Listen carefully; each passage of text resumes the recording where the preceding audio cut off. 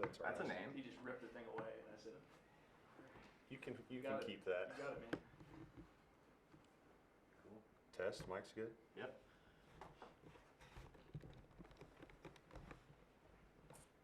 All right, if you want to start out, just how did this all come to be, joining the Aftershocks and being the general manager for them? 2019, they had actually asked me to be a part of the team in some aspect. I had a lot of stuff going on. I was still training up in New York. So unfortunately, I had to watch from afar in 2019. JR and Zach and a couple others reached out, probably 2 months ago. And it just so happened that in July, I had a free weekend. Weekends are getting booked pretty quick with weddings and golf tournaments, but I was happy to be a part of this. It means a lot to not only me, but I think our fans and obviously the program itself too. Yeah, and obviously not playing, but you kind of mentioned it there. Just how much is it cool to be back with the guys and to be able to soak in all the fans in Coke Arena again this summer, even though you're just on the sidelines helping them out and doing other things? Yeah, I wasn't here in 2019, but just watching on Imagine. TV, I could tell it was electric seeing fans look at ex-players being back out on their home court. That's a special memory, not only for the players, but as fans. Being involved now with Zach and JR, and obviously the players is going to be like coming back home. Home's where the heart is, and if we can win a couple games for our city and give them something that they'll enjoy to watch, that's kind of our objective. As GM, what's item number one, man? What do you got to take care of first? Talking with JR and Zach, our vision for this is kind of to make it a reunion for ex-players with the helps of Ryan Hillard, Gretchen Torline, people up on campus. We've been able to put down a list of about 280 guys that have played their last years of eligibility here at Wichita State. We're going to send out formal invites to them to come back for that weekend. With the help of local sponsorships, we'll be able to get them tickets. Hopefully they can bring as many family members as possible. We want to make this a family environment. Wichita State's about family. I know Coach Brown's about family. If we can display that on a national spotlight, I think it's great for the program moving forward. It sounds like this is a lot more than just basketball. I mean, there's a lot of moving parts, but it seems like this is more than just a basketball tournament. Is that right? You know, the TBT is a basketball tournament, but with Wichita State comes culture. IB is a very culture-enthused person. Having ex-players come back and show their support, not only for the TBT team, but for Wichita State itself, I think it speaks volumes to what IB and the program's about. How impressed have you been with what he's been able to do so far in just a little over a year on the job? Obviously very proud, and impressed is an understatement when it comes to what he's done this year. He came here in 2016, my senior season, just a very good person. I think in today's world, it's sometimes hard to come by those type of people. He's a basketball coach, but he's a good person first. And when he's reaching out to me, wanting to do things with TBT, with the current team and ex-teams, I mean, that shows he cares about alums, and it shows that he wants this TBT tournament to be something special. Do you have a message for the fans that are thinking about coming out or thinking about getting tickets here over the next few weeks? We're going to have an exciting team. We've got 6 guys that are committed right now. I'll hold out a couple names because I want to tease the fans a little bit. I've reached out to a lot of former players already that we'd like to get back on the team. I know they're excited to come back. I know fans around town are excited. I've had a lot of messages today and the past couple weeks about people getting the opportunity to see, you know, familiar faces.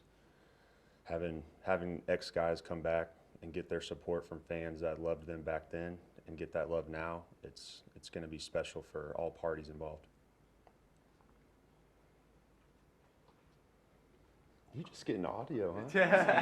Are you okay? Yeah. Where's your iPad? So, man. Good to see you. I guess good. Good. And then we've got Zach Bush, who Appreciate that. Thank you. We're like, yeah, we're good. No, yeah, get over here. Zach played, I think, a big part in pushing around. So Oh, yeah. Get re-involved. And Did. let's get into that. Dual wield again. Thank you.